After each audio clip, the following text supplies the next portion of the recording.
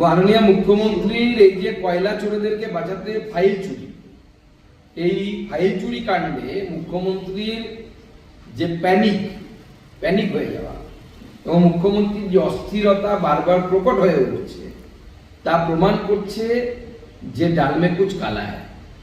এবং তার জন্যই এত সুপ্রিম কোর্ট দৌড়দৌড়ি এবং শাক দিয়ে মাছ ঢাকার চেষ্টা। সেদিন তো করে ফেলেছেন কাণ্ড। আজকে তিনি বলছেন যে আমি পলিটিক্যাল পার্টির চিফ হিসেবে গেছিলাম।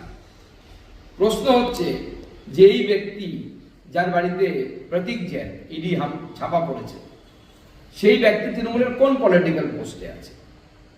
দ্বিতীয় কথা হচ্ছে, যদি পলিটিক্যাল পার্সন হিসেবে মুখ্যমন্ত্রী মমতা বন্দ্যোপাধ্যায় ইডির হানার জায়গায় গিয়ে থাকেন বা ইডির ইনভেস্টিগেশন যেখানে হচ্ছে সেই জায়গায় গিয়ে থাকেন, তাহলে তার সাথে নন্দিনী চক্রবর্তী কি করছিলেন, যিনি পশ্চিমবঙ্গের চিফ সেক্রেটারি?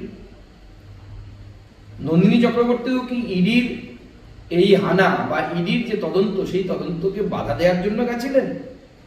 শুধু তো তাই নয়, তার প্রিন্সিপাল সেক্রেটারিও মনে হয় গেছিলেন আমার কাছে যতদূর খবর। এছাড়াও পুলিশের বহু উচ্চ পদস্থ কর্তারা তারা গেছিলেন। কিভাবে সম্ভব একটি পলিটিক্যাল আন্দোলনে বা একটি পলিটিক্যাল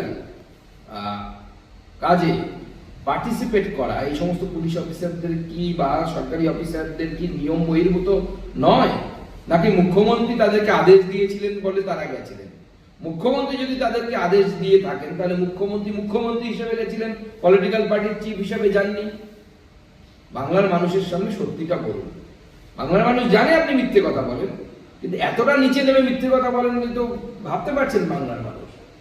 আপনি তো অগ্নিকন্যা ছিলেন এক সময়, পরে ঘুগনি কন্যা হলেন, এখন তো ফাইল চোর হয়ে গেলেন।